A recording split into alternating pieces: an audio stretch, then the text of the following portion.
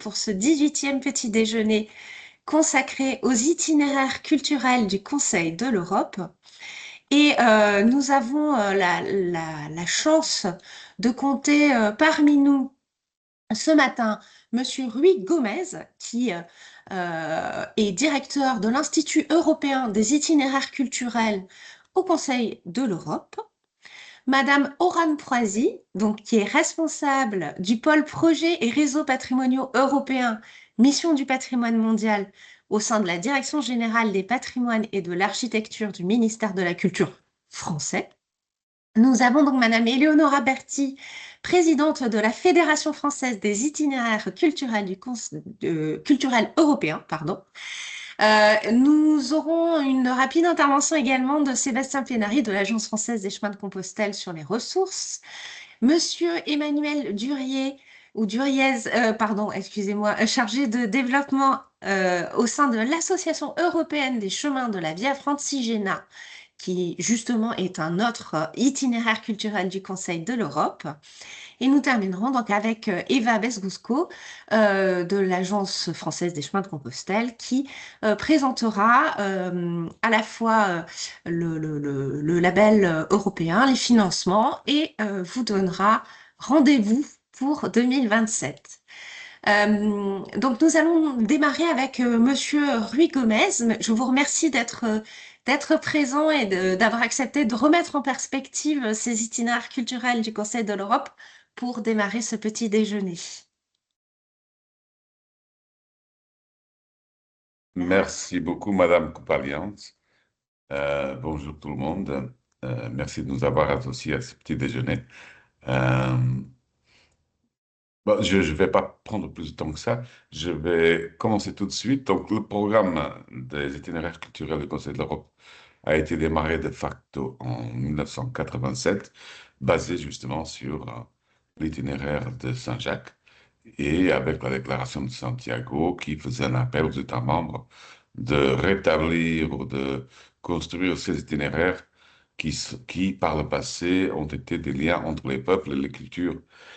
Et donc, avec cette mise en place du programme, le Conseil de l'Europe et les États membres qui en font partie souhaitent tout d'abord associer les peuples à la construction de l'Europe et aussi à reconnaître l'importance de la culture dans le processus de création, pardon, de création du Conseil de l'Europe. Et, euh, et ce qui va suivre après 1987, c'est justement un développement de nouveaux itinéraires ou reconnaissance des itinéraires qui existaient déjà et qui par le même, acquièrent le label de itinéraire culturel du Conseil de l'Europe.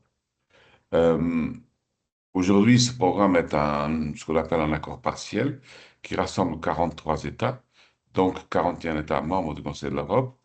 Le Conseil de l'Europe étant une organisation européenne dédiée à la démocratie, aux droits humains et à le respect de l'état de droit, en plus de valeurs comme la paix et le dialogue interculturel. C'est une organisation qui est basée à Strasbourg et qui, depuis 1954, avait déjà accordé une importance particulière au rôle de la culture dans la construction européenne et dans la promotion de ces mêmes valeurs. Et donc, aujourd'hui encore, le programme des itinéraires culturels, c'est une façon pour le Conseil de l'Europe et pour les États membres aussi, pas seulement, mais aussi de promouvoir les valeurs de droits humains et démocratie, de démocratie culturelle, mais aussi pour beaucoup de reconnaître l'apport de chaque communauté, de chaque peuple, de chaque pays à ce qu'on peut appeler la, la conscience ou l'identité culturelle européenne commune.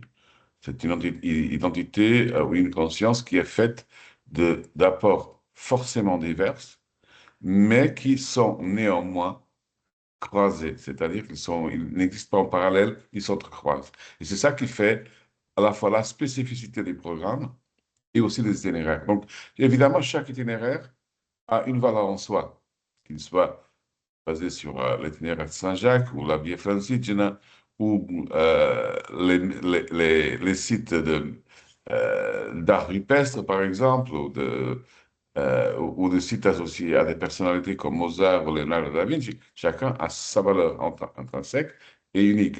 En même temps, dans l'ensemble, il contribue justement à cette reconnaissance de la diversité euh, et de la richesse, justement, de l'identité culturelle européenne, ou des identités culturelles européennes, au pluriel, si on le préfère. Aujourd'hui, nous sommes à un an de la commémoration, célébration plutôt, j'espère, du 40e anniversaire du programme, qui sera l'année prochaine. Il va de soi que les itinéraires de Saint-Jacques, et notamment la Fédération et les itinéraires les chemins de Compostelle en France, ont et devraient avoir, je crois, un rôle très important dans ce programme. Et nous invitons justement à la fois les États membres et les itinéraires déjà cette année à réfléchir sur comment est-ce qu'on peut mettre en place, qu'est-ce qu'on peut mettre en place aussi pour profiter de ce 40e anniversaire pour mettre en valeur pas seulement le travail qu'on fait, mais aussi pour se projeter un peu vers l'avenir, sachant que l'avenir aujourd'hui en Europe, ce n'est pas toujours évident à entrevoir ou à imaginer, mais c'est un effort qu'il faut quand même faire. Alors, pour nous, là, nous sommes aujourd'hui, donc c'est un programme qui est géré quand même par les représentants des ministères de la Culture des 43 États membres. Donc c'est vraiment un projet intergouvernemental. Euh, mais c'est aussi un projet qui se base sur les 49 itinéraires culturels, donc 49 entités, souvent des fédérations européennes ou des confédérations d'organisations qui sont elles-mêmes responsables de chaque itinéraire. Donc, pour répondre à votre question sur où est-ce que nous plaçons, comment on voit le développement du programme, je crois qu'il y a deux réalités qui doivent se conjuguer. C'est que le programme a pas mal, euh, s'est pas mal agrandi ces dernières années. Donc, nous sommes passés de 46 ou 45 déjà à 49 itinéraires. Nous avons eu la chance d'avoir en 2025 l'adhésion des Pays-Bas et de l'Irlande en tant que nouveaux États membres. Donc ça nous donne davantage de ressources et aussi de reconnaissance politique. Donc c'est un programme qui grandit. En même temps, nous ressentons et nous entendons des voix qui se disent, bon, peut-être on grandit trop vite et on se développe trop et on perd peut-être la possibilité de se consolider et de s'appuyer sur les itinéraires qui aussi ont besoin de se consolider. Donc, ça, je dirais que le motto que nous avons pour cette année et l'année prochaine, c'est de faire en fait un meilleur programme. Donc, pas seulement un programme plus grand, mais aussi un programme qui soit légèrement meilleur, dans le sens où on soit aussi en mesure de se concentrer sur l'essentiel du programme, de aussi mettre en place des mesures pour soutenir la coopération entre les itinéraires et la coopération entre les États membres. Euh, Parce que justement, chaque itinéraire a son programme, a ses priorités et parfois, via le soutien à des projets européens ou financés par l'Union européenne, la coopération se met en place. Mais dans l'ensemble, nous croyons qu'il y a mieux à faire. Donc, avec le conseil de direction de l'accord partiel sur les itinéraires culturels et avec le soutien de l'Institut qui est basé à Luxembourg, nous travaillons sur quatre axes principaux cette année. C'est la mise en place d'un groupe sur la représentativité du programme. Donc, ce n'est pas tellement de mettre en cause, en question la représentativité du programme et des itinéraires, mais surtout de voir est-ce qu'il y a des points qui sont peut-être euh, pas mal, qui sont peut-être relativement invisibles ou pas assez représentés dans le programme, que ce soit du point de vue géographique, du point de vue culturel ou du point de vue historique. Donc, on sait que nous savons que notre programme est beaucoup axé ou très présent dans certains États membres, et notamment la France, mais aussi l'Allemagne, l'Italie, l'Espagne, par exemple, et que dans d'autres régions, il est moins présent. Mais on voit aussi qu'il y a des voix qui se manifestent comme quoi peut-être nous ne représentons pas assez certaines expressions culturelles ou linguistiques, etc. Donc, ça, c'est une réflexion. Vous savez que ce n'est pas au Conseil de l'Europe et ce n'est pas l'Institut de mettre en place des itinéraires. Ce n'est pas notre travail. Donc, il faut que les itinéraires émergent. Mais je crois que le fait que la réflexion se met en place est important. Donc, ça, c'est le premier axe de travail. Et nous faisons ça avec les États membres et avec les itinéraires et d'autres experts. Donc, nous avons encore cette année de réunions de ce groupe de réflexion qui doit mener à des conclusions en 2027, dans l'espoir que ces conclusions contribueront justement au renouveau, je ne dis pas au renouveau, mais en tout cas au renforcement du programme.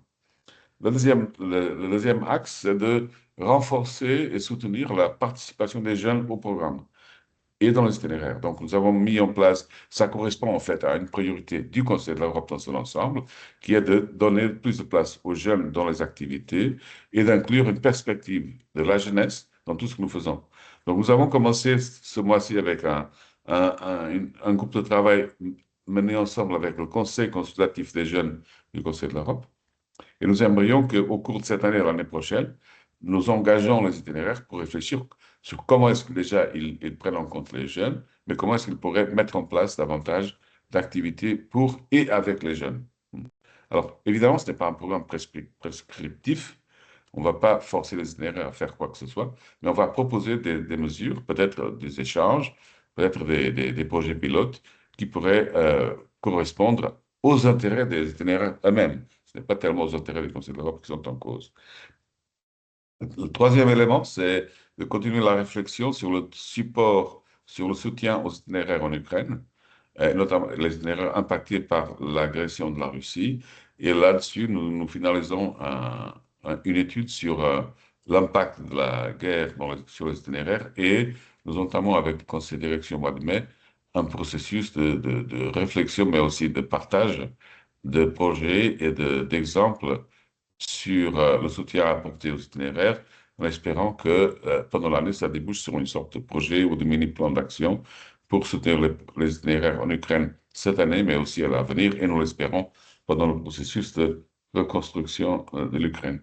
Finalement, il y a aussi en termes de communication en interne, un effort de communication avec les itinéraires et les États membres, et notamment aussi, y compris aussi avec les universités. Euh, et nous avons relancé un bulletin d'information régulier. J'espère que vous l'avez reçu, sinon nous nous ferons un plaisir de vous inclure à la liste de récipients destinataires de ce bulletin.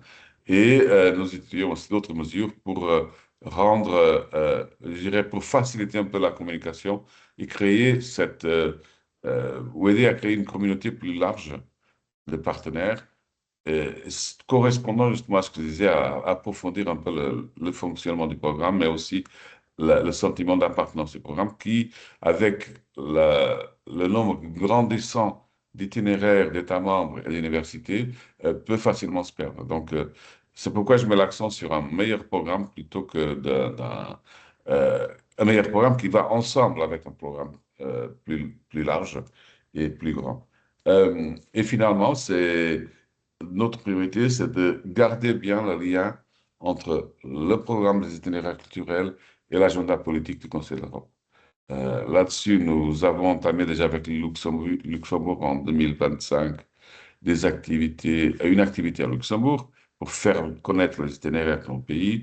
Nous avons continué avec Malte, qui avait la présidence du comité des ministres en, en octobre de l'année passée. Et cette année, nous allons faire en avril en Moldavie, si vous voulez, un séminaire sur les itinéraires en Moldavie pour essayer de- de- d'accroître un peu la présence des itinéraires dans le pays. Et nous espérons continuer avec Monaco et avec Monténégro, qui sont les pays qui vont succéder. Donc ça, c'est un peu, de façon très raccourcie, nos priorités en termes de développement et de contribuer à rendre ce programme un peu plus connu, mais aussi un peu plus fort, justement. Et un programme plus fort passe par des itinéraires plus forts et passe aussi par une meilleure communication entre tous. Nous sommes basés à Luxembourg, nous travaillons pour le Conseil de l'Europe, et je pourrais vous dire que, soit par le biais de la Fédération des chemins de Compostelle en France ou par la Fédération des itinéraires européens en France, dont je salue par ailleurs aussi la présence d'Eleonora Belti et de Oran Poisy, je crois qu'il y a plusieurs canaux par lesquels on peut communiquer, on peut aussi prendre en compte vos perspectives et vos envies. Là, nous entrons dans un nouveau cycle de certification le 31 mars. Donc, il y a le risque, la possibilité, voire même l'attente, que le programme va encore inclure de nouveaux itinéraires. Ce sera aux États membres de trancher et décider. Pour nous, c'est vraiment important de renforcer ce lien entre ces communautés, entre ces réseaux de gens comme vous et comme beaucoup d'autres qui font vivre ce programme. Voilà. Autrement, je vous invite au forum de cette année, en 2026, qui aura lieu à Yerevan, en Arménie, et qui sera dédié au rôle de l'éducation. C'est un thème très important pour nous, justement, pour faire vivre tout ce qui est le sens des itinéraires au niveau local et là où les gens se rencontrent. Euh, et aussi pour comprendre que le patrimoine, il se préserve, il se promeut par, justement, par l'éducation, par une appropriation par les plus jeunes de ce qui est leur patrimoine. Autrement, nous avons aussi l'académie qui aura lieu cette année en Hongrie et en Croatie. Vous allez recevoir les informations d'une façon ou de l'autre. Et en tout cas, je vous remercie de rester connecté à notre programme et d'être, je dirais, vraiment une référence pour ce qui est un itinéraire culturel, aussi bien au niveau national qu'au niveau européen par les chemins de Saint-Jacques et la Fédération européenne. Merci beaucoup, je suis à votre disposition, donc je resterai là dans tout déjeuner en attendant le café. Merci. Merci infiniment, vraiment pour cette remise en contexte et ces perspectives, ainsi que les valeurs hein, qu'il faut toujours rappeler, euh, le vivre ensemble, voilà, le partage, une identité commune. Y a-t-il des questions pour Monsieur Ruy Gomez?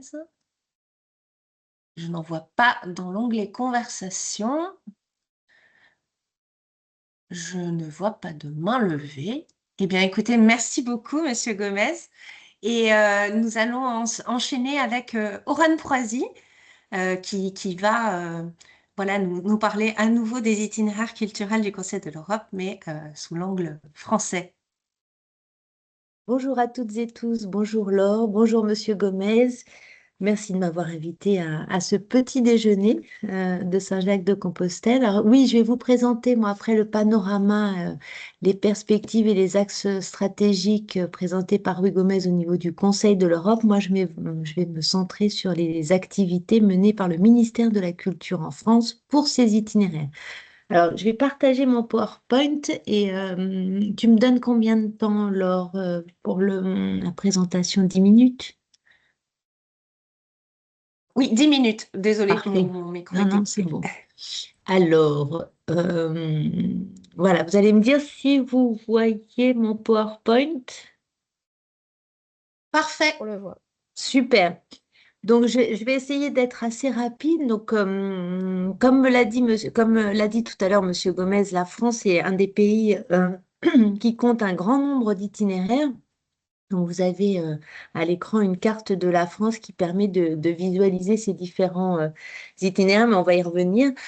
Je ne rappellerai pas l'historique puisque ça vient d'être présenté, mais voilà, la France est l'un des 42 États membres du programme, puisque là, on est dans la grande Europe des patrimoines et de la culture, et ça, c'est vraiment important de le souligner. Grand succès de ce programme, Monsieur Gomez l'a dit tout à l'heure, avec 49 itinéraires culturels certifiés en 2026, enfin début 2026, puisqu'on aura un nouveau cycle de certification en mai, là, cette année.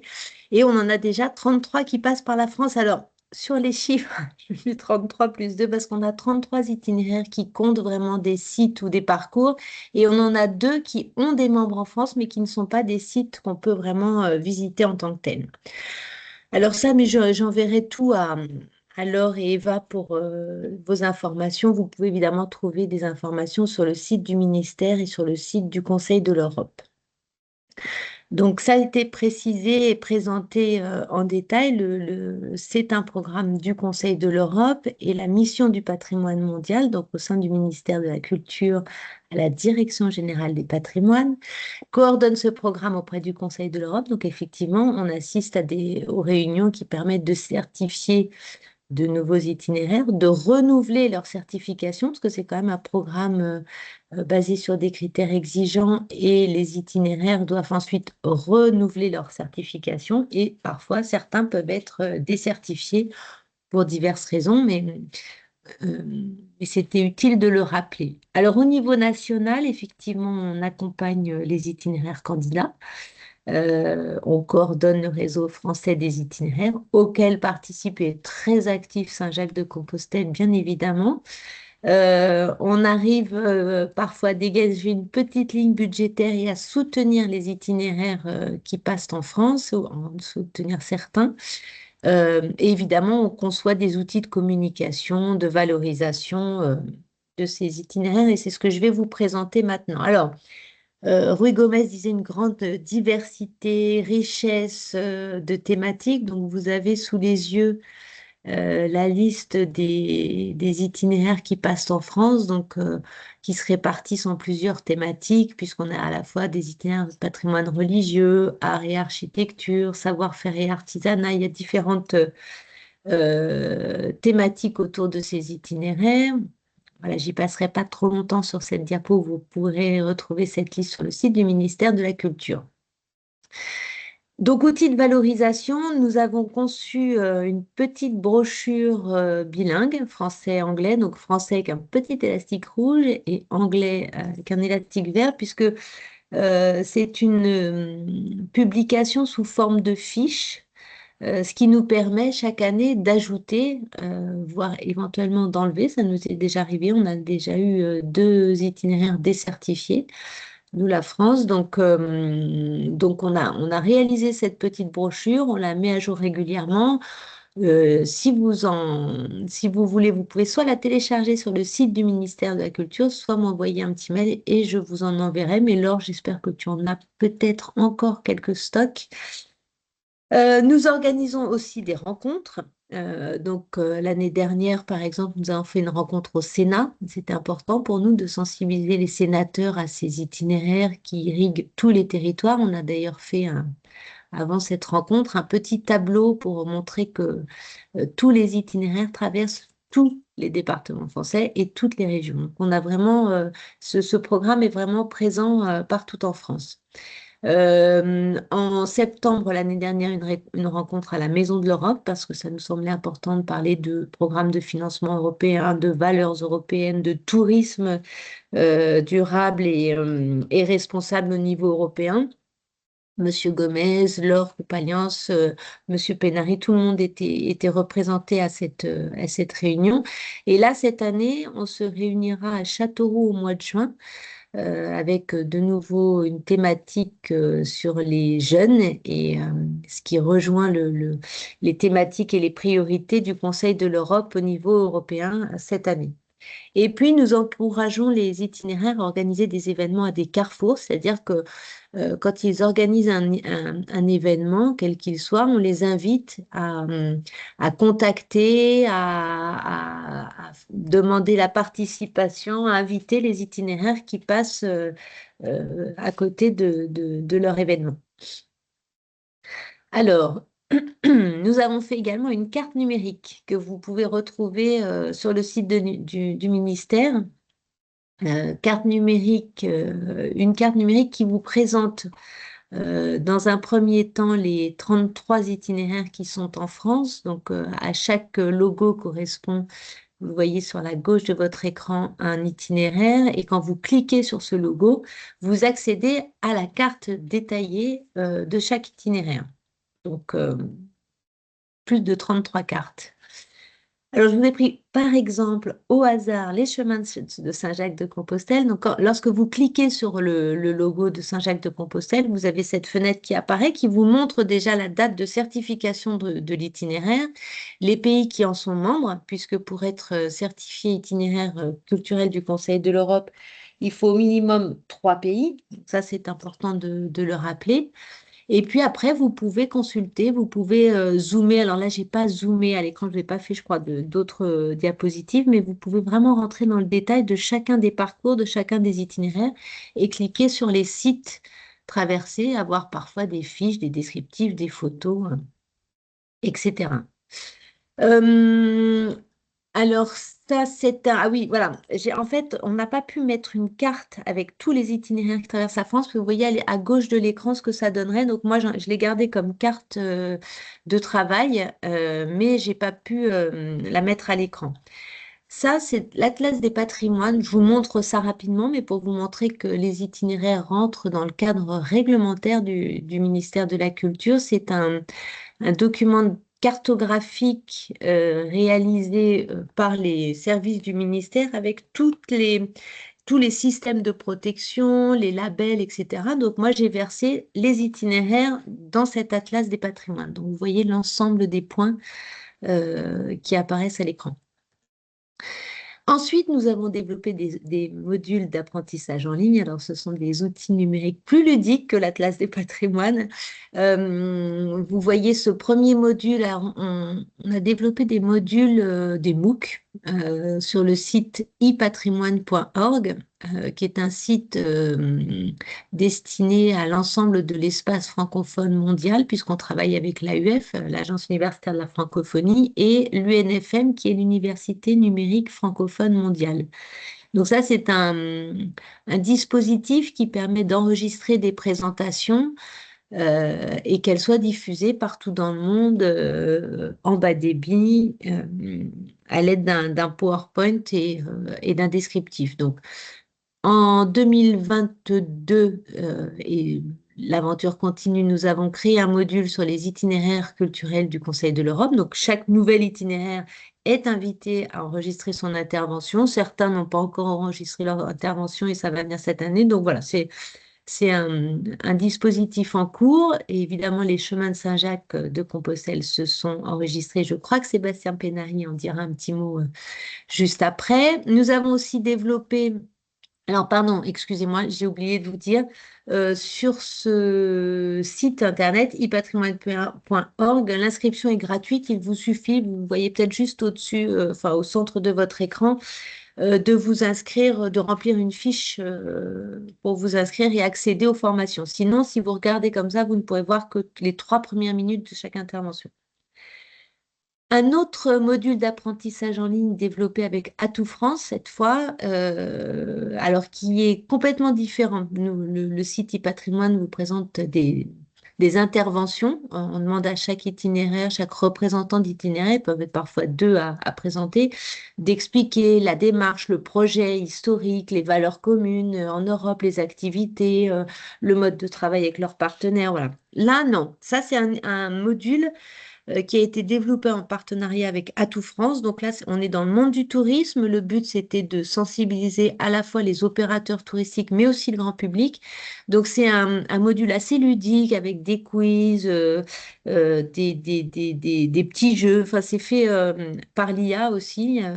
Et je vous invite à aller voir, c'est assez ludique. Vous pouvez trouver ces liens en bas de la page du site du ministère de la Culture. Tout y est logiquement ou quasi.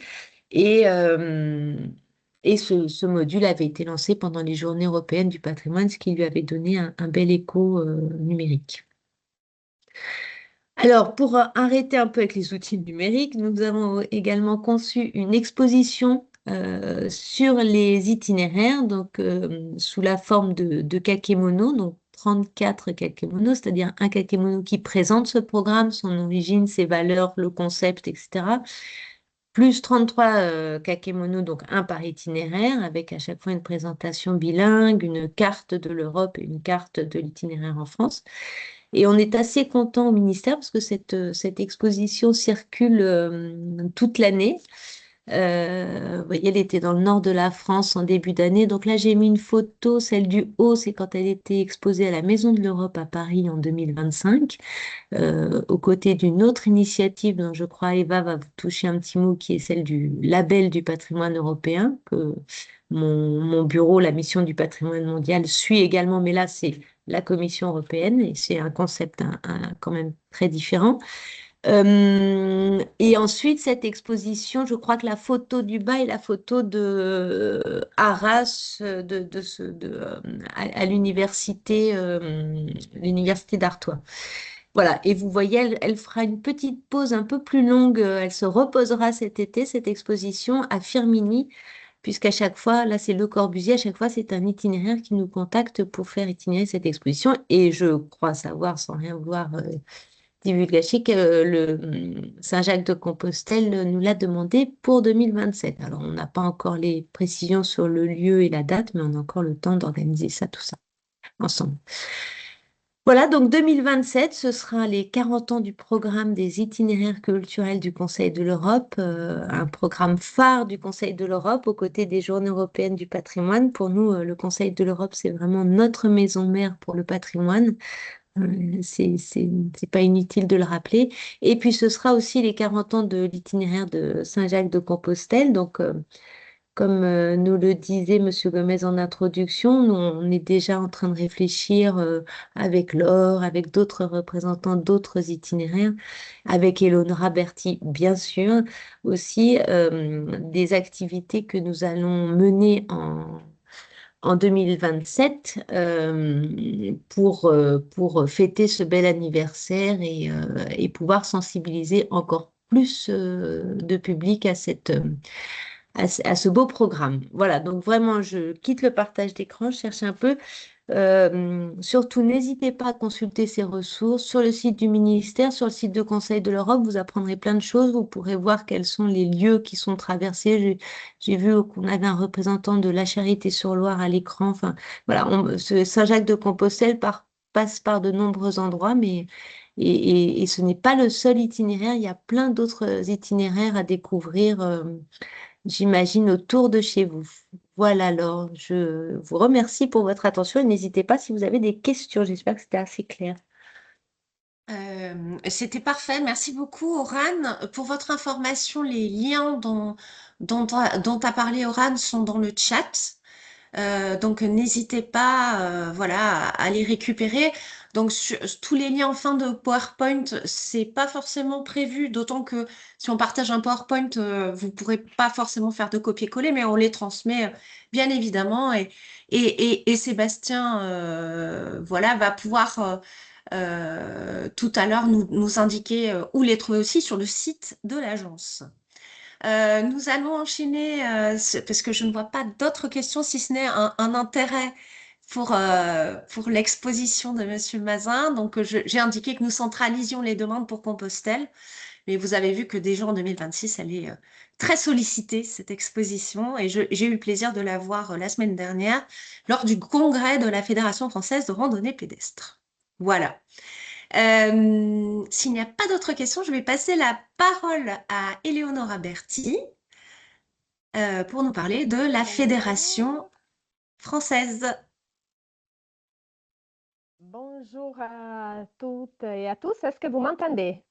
Parfaitement. Je vais enlever la caméra parce que comme ma connexion n'est pas vraiment magnifique, alors je préfère bien partager l'écran.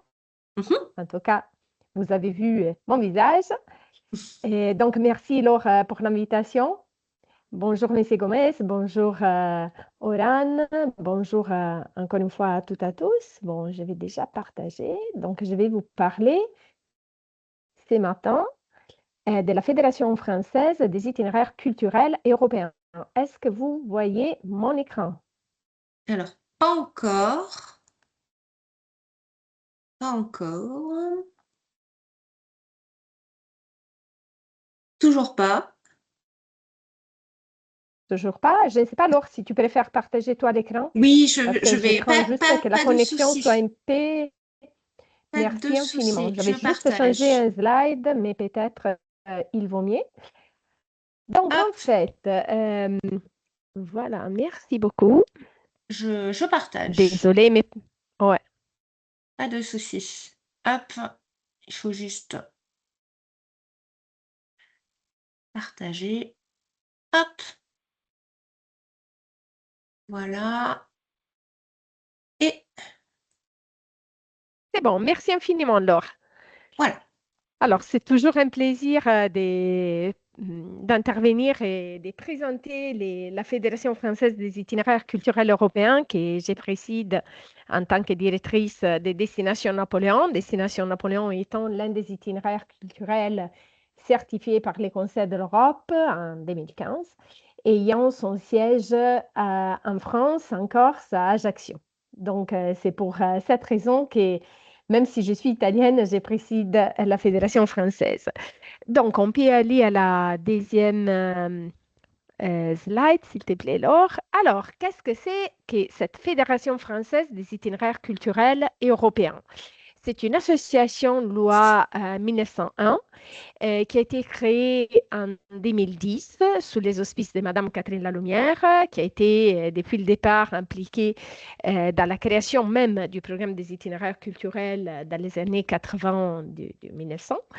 Et cette fédération française, elle est née à Cluny. euh, sous, on va dire, sur l'initiative d'un certain nombre d'itinéraires culturels qui à l'époque étaient certifiés et qui se sont dit qu'il y avait un besoin de travailler ensemble davantage au niveau national. C'était une époque euh, il n'y avait pas en fait l'accord partiel élargi à ce moment-là. Et donc, c'était une manière pour, comment dirais-je, renforcer les réseautages au niveau national et pour accélérer aussi des collaborations euh, qui pouvaient être facilitées à travers une association basée en France. Donc, grâce à ça, cette fédération elle est née.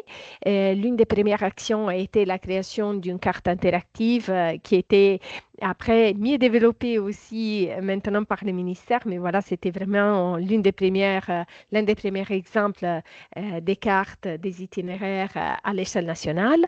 Et grâce à ça, on a bien vu qu'il y avait évidemment des, euh, des, euh, des projets que les itinéraires tous ensemble pouvaient conduire ensemble.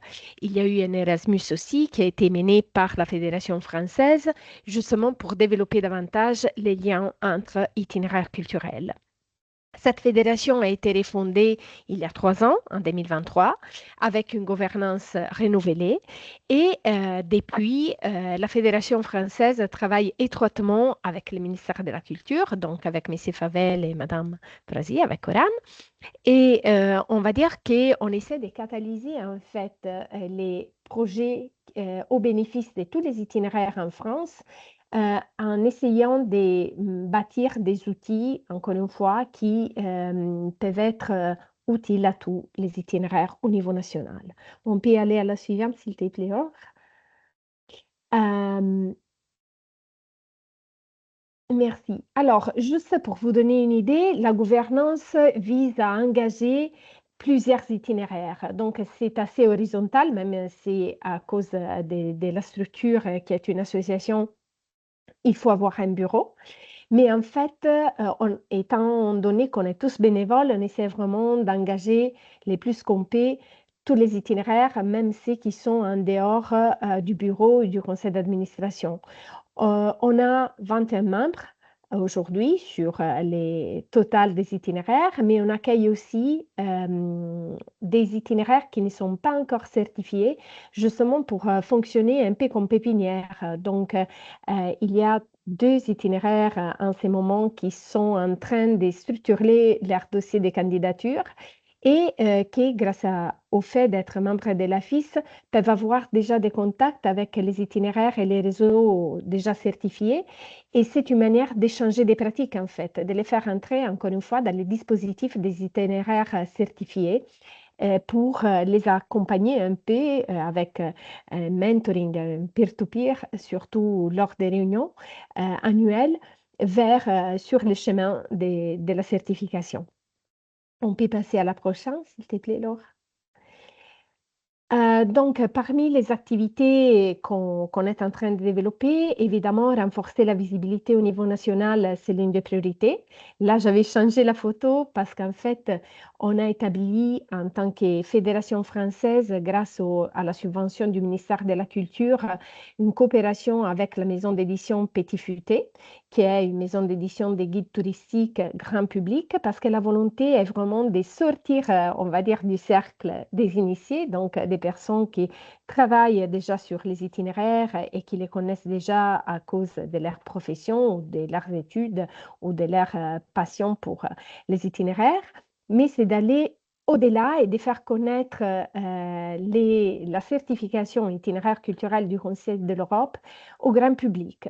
Et donc, dans les guides des destinations françaises qui vont paraître et qui ont déjà commencé à paraître depuis octobre de l'année passée, on va trouver dans chaque guide deux pages, une page de présentation du programme des itinéraires au niveau européen. Donc, comment ça fonctionne les programmes, qu'est-ce que c'est la certification, et les rôles du ministère, évidemment, les rôles de l'AFIS, et après une deuxième page qui change dans chaque guide et qui présente les itinéraires qui sont présents à la destination, dans la région, dans les territoires, dans la ville qui est présentée dans les guides. Donc, de cette manière, on espère de contribuer à renforcer la diffusion du programme auprès du public qui parfois n'a pas la possibilité de nous connaître, de participer aux événements statutaires, etc. Et donc, on espère de pouvoir entrer encore plus dans les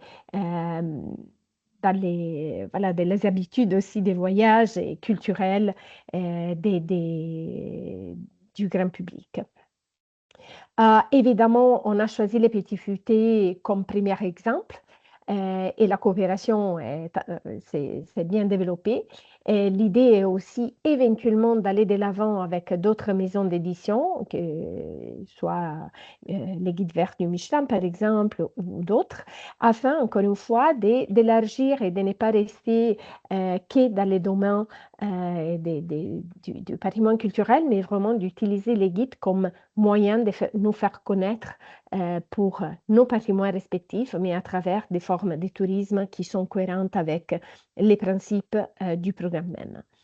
On a aussi établi des liens avec d'autres acteurs au niveau national dans le monde du tourisme, de la culture et aussi du tourisme responsable et durable.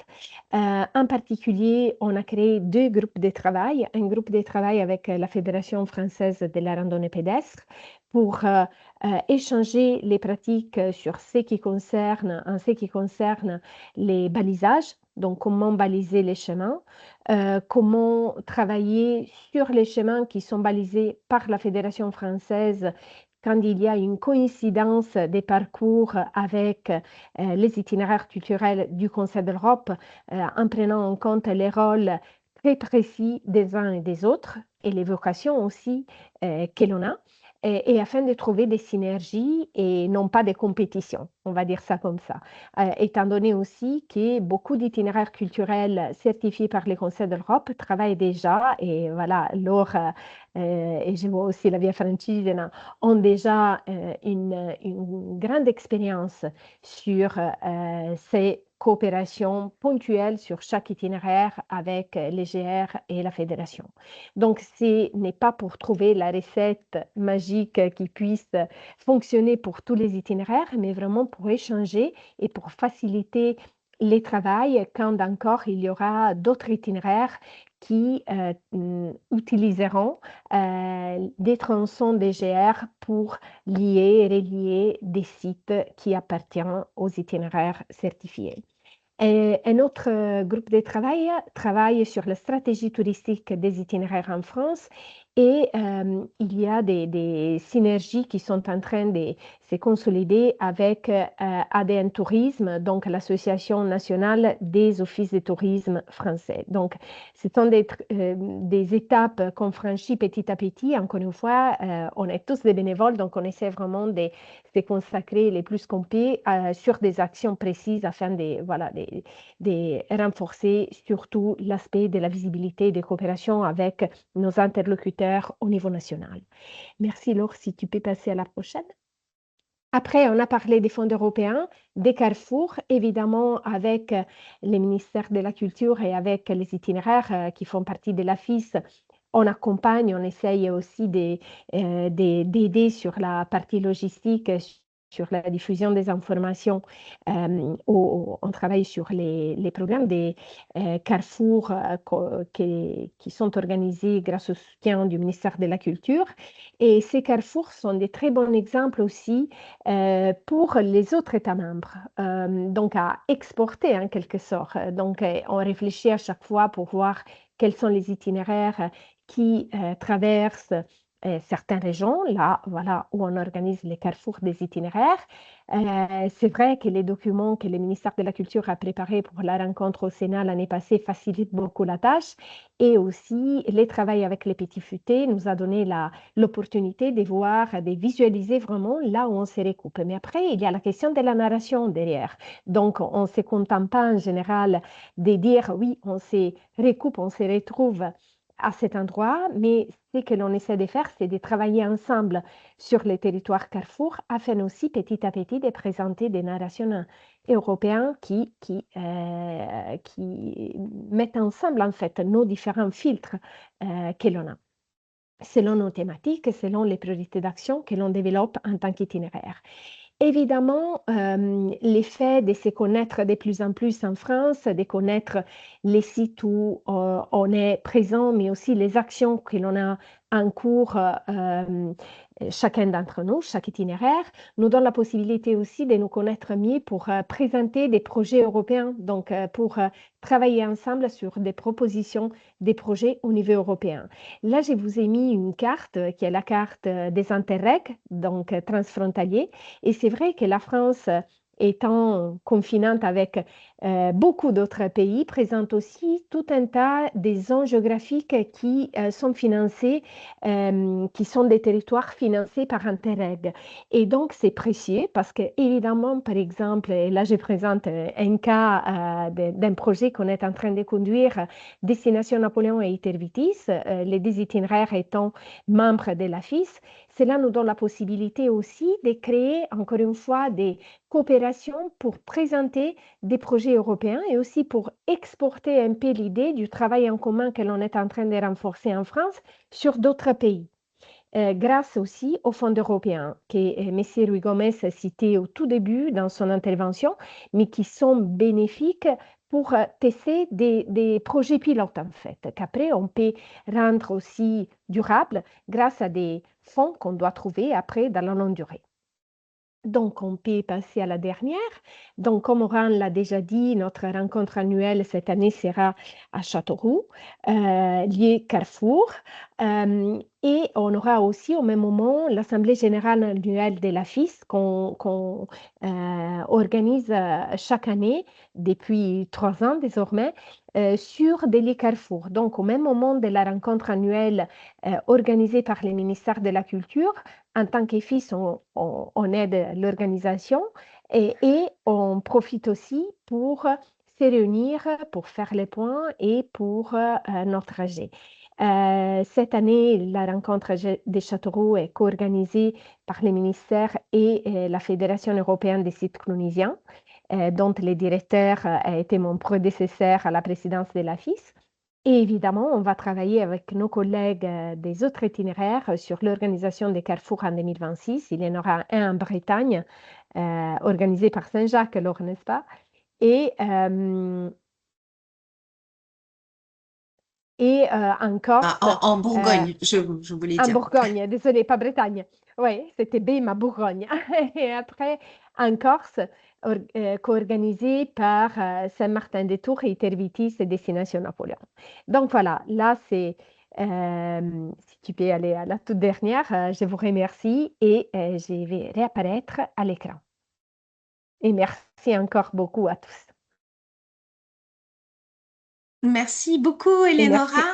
Merci pour cette présentation et voilà d'avoir présenté la Fédération française des itinéraires culturels européens. Est-ce qu'il y a des questions? Je n'en vois pas dans le chat. Je ne vois pas de main levée. Eh bien, s'il n'y en a pas, alors nous allons passer justement à la présentation d'un autre grand itinéraire culturel du Conseil de l'Europe, la Via Francigena.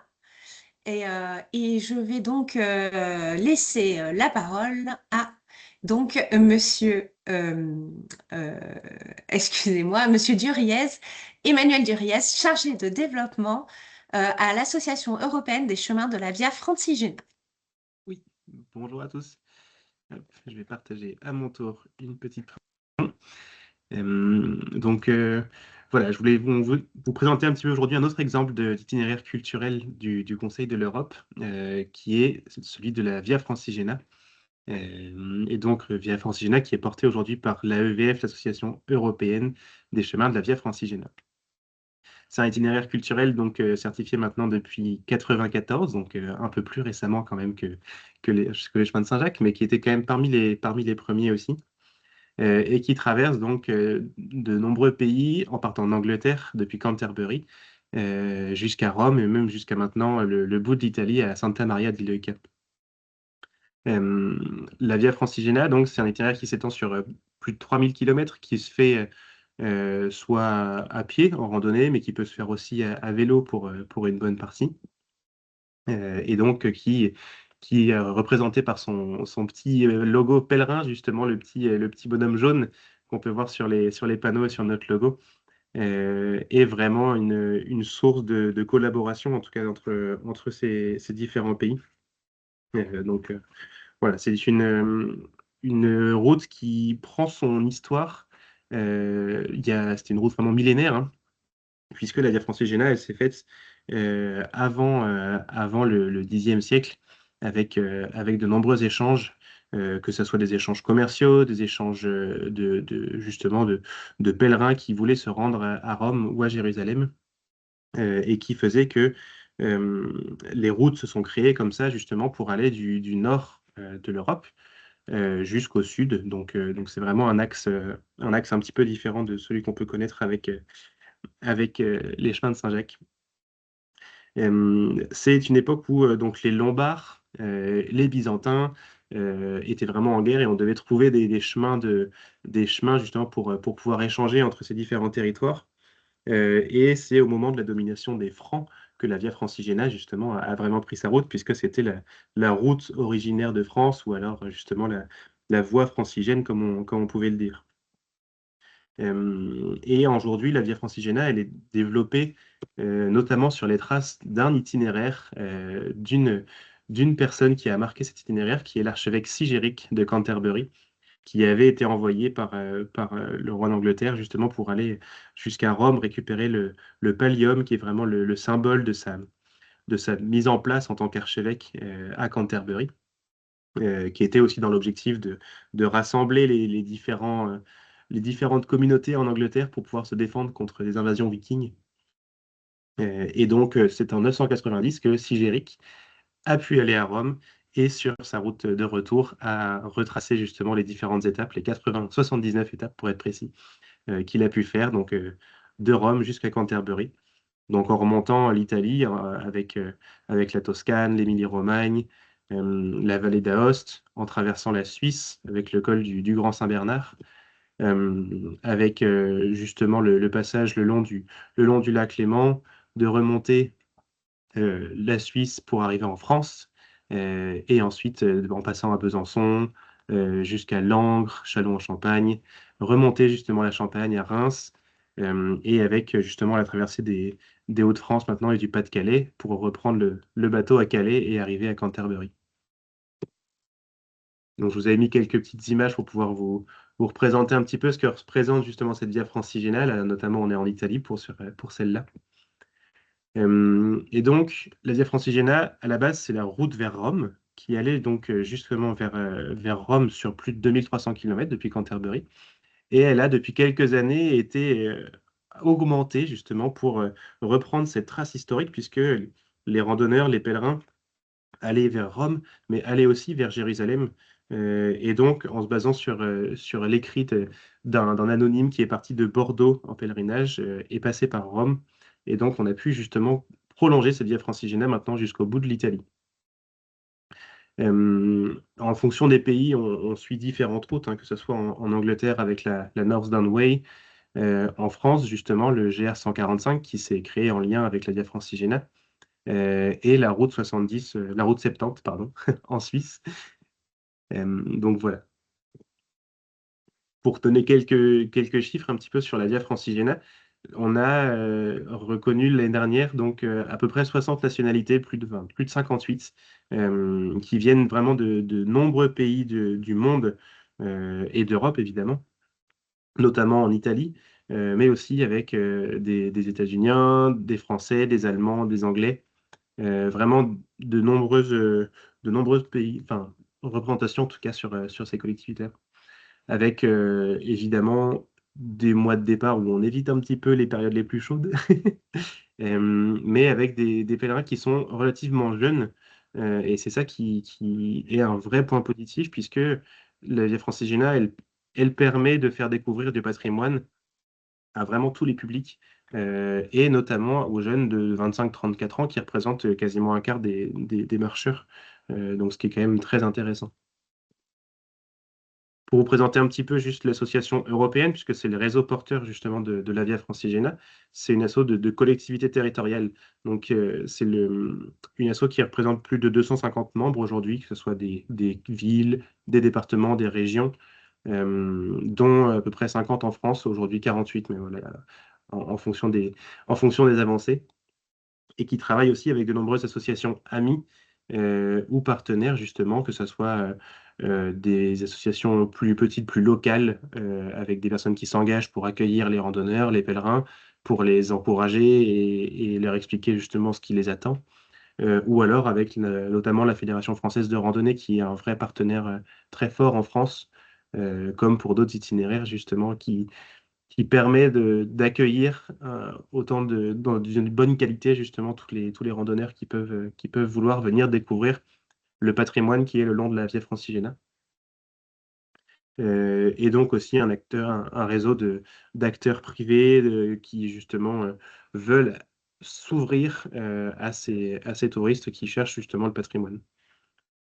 Là, c'était simplement une photo de notre dernière assemblée générale qui était à Rome, qui a rassemblé plus de 150 personnes. Évidemment, pour pouvoir accueillir dans une bonne qualité, comme le disait Monsieur Gomez, on a besoin de renforcer encore les itinéraires culturels aujourd'hui.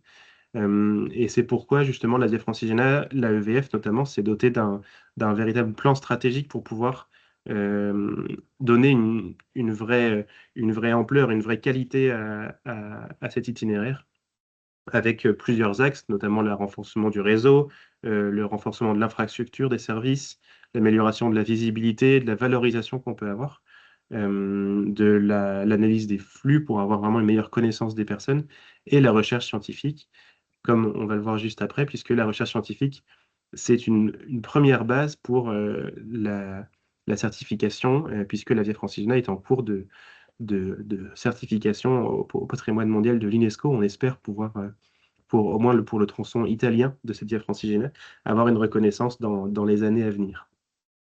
Et enfin, voilà, différents projets qui sont en cours, notamment les projets Détour et Hike for All, qui sont vraiment des projets de collaboration européenne, puisqu'ils sont menés en partenariat avec d'autres itinéraires, que ce soit avec la boîte Saint-Olaf, avec les itinéraires de Saint-Cyril-et-Méthode, de Saint-Paul en Turquie, ou encore la route des Templiers, qui sont des itinéraires émergents, en tout cas qui se construisent pour certains.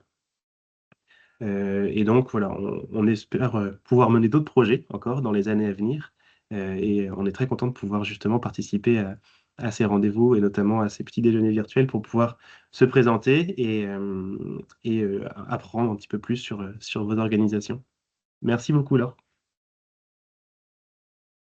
Merci infiniment pour cette présentation très, très claire de cet autre itinéraire culturel du Conseil d'Europe. Bien évidemment, on ne pouvait pas inviter les 33 itinéraires, mais on a un lien tout à fait particulier avec la Via Francigena, puisqu'au niveau européen, la Fédération européenne de Saint-Jacques-de-Compostelle a conventionné avec la Fédération Francigena. Donc voilà, nous sommes liés par ailleurs.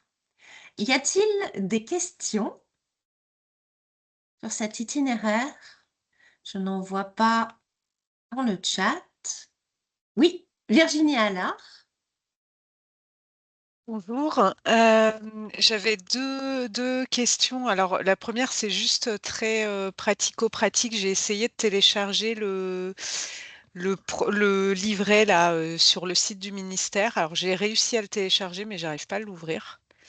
dans plusieurs navigateurs. Donc, je ne sais pas si voilà, il y a un problème ou est-ce qu'on peut-être qu'on peut le recevoir en version papier pour le partager en interne. Voilà. Et l'autre question, c'était plus en direction de l'agence. J'imagine qu'il va se passer des choses pour les 40 ans du coup en 2027. Voilà, parce que moi je me suis dit que ça pouvait être l'occasion, en tout cas chez nous, de proposer de se raccrocher à un événement. Voilà. Alors, Merci. merci. Alors, sur la question du téléchargement, ce qu'on peut faire, c'est communiquer un lien, voir la méthodologie pour pouvoir le télécharger avec Oran et vous communiquer un lien. Après, voilà, s'il y a des souhaits de brochures, donc on en a à l'agence, donc on peut tout à fait vous en faire passer. Aucun problème de ce point de vue-là, il y a toujours des solutions. Sur la partie anniversaire, sans spoiler l'intervention d'Eva qui se termine, au contraire, on serait ravis, puisque vous savez qu'on a un outil qui est la saison culturelle des chemins, donc sans vouloir dévoiler de secret, elle sera consacrée à cet anniversaire l'année prochaine. Donc au contraire, si vous avez des projets, si vous avez des souhaits d'intervention, etc., je vous rappelle qu'on a des ressources sur le site internet qui peuvent vous aider à trouver des artistes, des conférences, des expositions. Et donc pour l'instant, nous sommes plutôt dans l'appel à manifestation d'intérêt, c'est-à-dire que ceux que ça intéresse, au contraire, faites-nous remonter vos envies, et on verra comment on peut appuyer. Au niveau européen, on a un groupe de travail au sein de la Fédération européenne qui se lance tout juste, voilà, et qui va sans doute préfigurer un open agenda qui est un peu comme celui des Journées européennes du patrimoine, mais à échelle des itinéraires culturels européens. Mais là, je vais peut-être laisser Oran en dire un mot.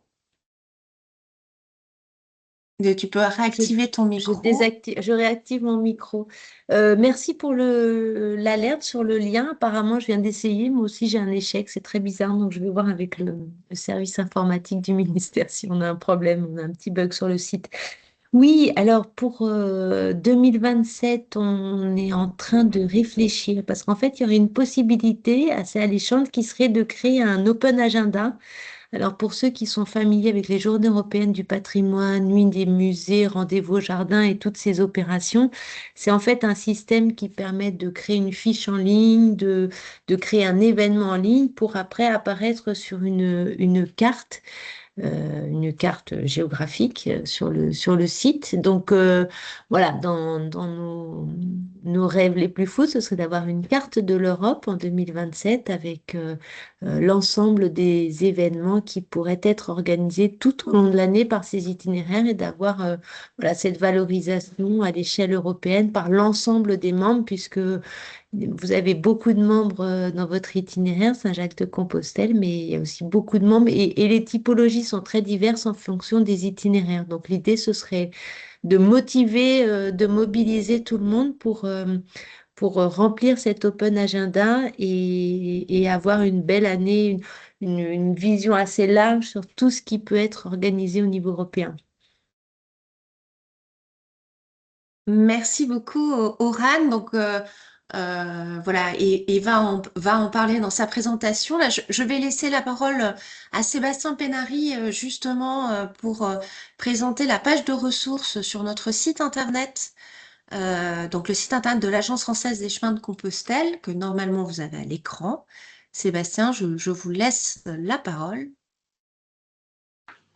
Oui, bonjour à tous. Vous trouverez donc un peu un résumé de ce qui a été dit et puis quelques ressources sur une page qui est accessible dans la rubrique chemin et l'onglet patrimoine et la page itinéraire culturel européen. Alors, il comporte une petite vidéo, il comporte ce petit PDF en téléchargement Déclaration de Saint-Jacques-de-Compostelle, qui est le document signé à Compostelle le 23 octobre 87 et qui lançait le programme et qui est un peu la feuille de route de tous les Jacquais, hein, qui donnera quelques orientations. Et puis le texte que vous avez juste en dessous est assez important puisqu'il résume le rôle européen des chemins de Saint-Jacques. Voilà. C'est un peu la carte d'identité européenne, c'est l'équivalent d'une déclaration de valeur universelle exceptionnelle pour le patrimoine mondial. Voilà. Et puis, vous avez également quelques liens Internet, donc vers la Fédération européenne des chemins de Compostelle, donc qui est l'organisme interlocuteur de l'Institut. Et puis encore un peu plus loin, vous avez la présentation de la FIS, donc qui est la fédération française qui réunit et fait travailler ensemble les différents itinéraires culturels. Et puis vous aurez encore une rubrique avec, pour approfondir, ce sont les liens vers les 2 sites qui proposent des petits modules de formation. Donc le site e-patrimoine qu'a présenté Oran Proisy, et puis le site d'Atout France qui vous permet de dérouler quelques petits modules de sensibilisation, formation à ce qu'est l'itinéraire culturel européen. Et puis enfin, à la fin, vous avez un téléchargement ou des liens Internet. Et il y a notamment donc la brochure qui est en téléchargement ici. Alors peut-être que Virginie Allard peut tenter de télécharger à partir de notre site Internet. Voilà, vous avez différentes brochures en téléchargement. Et puis vous avez des liens vers l'Institut de Luxembourg, vers la FIS ou vers la Fédération européenne. Voilà, donc un site ressources. Quant à l'exposition, elle est présentée dans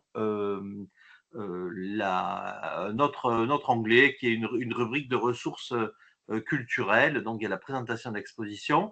Et je termine là-dessus. Dans la médiathèque du site, vous avez les 2 colloques fondateurs des années 80, ceux qui ont précédé le programme, et ces actes de colloques qui réunissaient des gens de toute l'Europe autour des chemins de Saint-Jacques. Voilà, c'était les premiers colloques organisés par le Conseil de l'Europe pour définir le premier itinéraire culturel européen, les chemins de Compostelle. Voilà. Donc, ils sont en téléchargement à la médiathèque du site. Merci beaucoup, Sébastien. Je vais mettre le lien. Et donc voilà, vous avez voilà, le lien dans le chat. Merci Monsieur Gomez qui nous indique qu'il doit nous quitter maintenant. Un grand merci pour votre présence et votre prise de parole. Et nous allons vraiment clore très rapidement avec l'intervention d'Eva Besgousco qui va justement refaire le point sur le label patrimoine européen et les perspectives. Eva, je te laisse Oui. partager ton écran. Je vais aller assez rapidement pour ne pas vous prendre plus de temps, mais je vais aller à l'essentiel. Donc, je vais un petit peu faire le point. Alors, c'est pas seulement sur le label patrimoine européen, et un petit peu aussi sur les réseaux, les ICCE. Donc, pour citer le nôtre dans lequel nous sommes actifs, nous sommes membres depuis 2023 de la Fédération européenne du chemin de Compostelle, qui compte 10 pays différents et qui porte la certification de l'itinéraire auprès du Conseil de l'Europe. Donc ça, c'est pour notre partie. Sur un autre point, il existe depuis 2005, sur l'initiative de la France, le label patrimoine européen, qui labellise tous les 2 ans un nouveau site patrimoine européen. C'est le ministère de la Culture en France qui est jury des candidatures françaises et qui ensuite, après instruction, passe la main à la Commission européenne pour la labellisation. Donc, cette carte à gauche est issue du site du ministère de la Culture et affiche les 6 sites labellisés, dont un récemment, d'ailleurs un dernier en février, patrimoine européen en France. Donc ce sont des sites qui sont choisis parce qu'ils ont une valeur symbolique importante pour l'Europe, dans son identité, dans le symbole de la construction européenne, dans l'histoire qu'elle porte et dans l'héritage. Et ici, donc à droite, on a une carte issue cette fois-ci du bureau du label patrimoine européen qui affiche les 67 sites actuellement labellisés patrimoine européen en Europe. Donc pour information, il existe un bureau du label patrimoine européen qui est justement en charge de mettre en réseau les sites labellisés, d'organiser des événements conjoints entre les différents sites et d'accompagner les sites labellisés dans leur recherche de financement, par exemple. Donc j'ai mis ici les contacts à titre informatif. Et à la droite, il y a l'ensemble des sites actuellement labellisés en France. Donc, il existe des dispositifs de financement et des appels à projets, notamment à destination de ces sites labellisés patrimoine européen et aussi des ICCE. Donc, il y a un appel à projet qui sort chaque année, me semble-t-il, en lien avec le thème des Journées européennes du patrimoine. Les objectifs sont d'encourager les publics à s'intéresser au patrimoine culturel de l'Europe, d'impulser des collaborations entre professionnels du patrimoine, de donner un financement supplémentaire aux sites labellisés et de motiver ces sites et les itinéraires du Conseil à participer aux Journées européennes du patrimoine. La subvention peut être autour de 15 000 € par projet. Et il y a également un autre appel à projet plus spécifique en lien avec les Journées européennes du patrimoine, qui est un appel à récit à destination des associations ou organisations qui souhaitent partager un récit, créer une histoire en lien avec le patrimoine européen. C'est aussi un moyen de propulser les lauréats du prix européen du patrimoine et les sites itinéraires culturels européens et label patrimoine européen à participer au JEP, comme le premier appel à projet dont je parlais. Pour précision, les organismes qui ont déjà reçu cette subvention-là au cours des 3 dernières années ne peuvent pas être éligibles à cet appel. Voilà, donc ça c'était pour le label patrimoine européen. J'ai été assez rapide, mais si Oran, vous souhaitez compléter, vous êtes tout à fait la bienvenue. Et pour rementionner l'anniversaire des 40 ans du programme et de la certification, on a déjà mentionné à plusieurs reprises, mais nous allons mettre en place un open agenda qui sera ouvert pour communiquer sur tous les événements qui seront organisés cette année-là en lien avec l'anniversaire. C'est un open agenda qui sera ouvert à tous les pays membres de la Fédération européenne. Donc ce sera un open agenda européen qui est là pour centraliser tous les événements pour l'anniversaire de la certification. Je crois que ça se termine ici pour ma présentation. Merci beaucoup, Eva. Donc, vous voyez, il y a quelques financements disponibles également, mais qu'il faut anticiper, puisque quand les appels à projets arrivent, il faut vraiment que les dossiers soient rapidement constitués. Donc, on se tient bien évidemment à votre disposition pour vous accompagner, sachant qu'effectivement, ça reste des financements européens. Et donc, qui dit Europe, dit plusieurs membres de pays européens impliqués dans le projet. Ça ne peut pas être des projets uniquement français. Voilà, Oran, je ne sais pas si tu veux compléter ce qui a été dit ou... Écoute, très rapidement, Laure, merci Eva de parler également du label du patrimoine européen de la Commission européenne, qui est vraiment très différent des itinéraires, puisque là, comme tu l'as dit, ce sont des sites qui ont joué un rôle dans l'histoire européenne, dans l'histoire de la construction européenne. Et là, on est bien dans les 27 États membres. Hein. C'est pas comme les itinéraires du Conseil de l'Europe. Et simplement une petite correction, maintenant, on est passé à 6 sites en France, effectivement, et 80 sites en Europe, puisque la dernière... comment le dernier compte-rendu du jury a été rendu début là 2026 et le 22 avril, on a la cérémonie de remise des prix du label. Et nous, au ministère, on a accompagné le dossier Rachis de Troyes, lieu de mémoire européen. On est très content que ce site ait pu être labellisé en mémoire de ce grand exégète et penseur du XIe siècle à Troyes, qui faisait des commentaires de la Bible et du Talmud, et qui prônait, il y a 1000 ans, le dialogue interreligieux, l'égalité homme-femme, bref, des sujets d'actualité. Merci beaucoup. Merci à toi. Un grand merci vraiment à tous ces intervenants qui nous ont accordé de leur temps pour vous présenter et vous parler des itinéraires culturels européens. Vous avez tous les liens qui ont été abordés dans le chat, donc n'hésitez pas. Vous avez vu où se trouve la page ressources sur le site de l'agence, donc n'hésitez pas à retrouver toutes ces informations sur le site internet chemin-compostelle.com. Nous vous donnons rendez-vous pour le prochain petit déjeuner virtuel le 18 mai. Alors, il n'y en a pas en avril parce que le calendrier, vacances scolaires, pont ne nous permettait pas de trouver une date où nous estimons que tout le monde pouvait être disponible.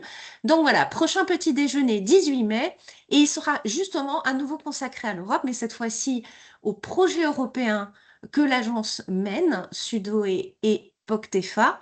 Il sera animé donc par Eva qui a clos cette séquence, et nous espérons vous y retrouver nombreux connectés. Merci à tous, merci à toutes, et nous vous Merci. souhaitons une bonne matinée. Nous vous invitons à aller voir le film Compostelle au cinéma qui sort ce mercredi, et à très bientôt. Merci. Merci, au Merci. revoir. Merci. Bonne journée, au revoir. Merci, Merci, au revoir. Merci, au revoir. au revoir. Au revoir. Merci beaucoup, au revoir. Au revoir. Compostelle vaut la peine d'être vue. Oui, c'est Je vrai. trouve aussi, je trouve aussi. Voilà, et je coupe l'enregistrement.